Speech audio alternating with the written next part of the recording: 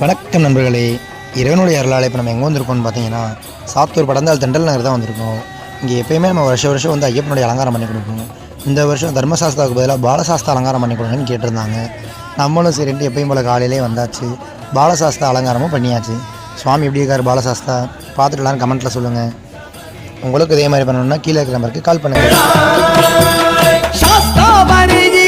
தைரியமாக பார்க்க வேண்டும். பார்த்த பேர்கள் கேட்ட பேர்கள் கூப்பிட்டால் அவர் வருவார்.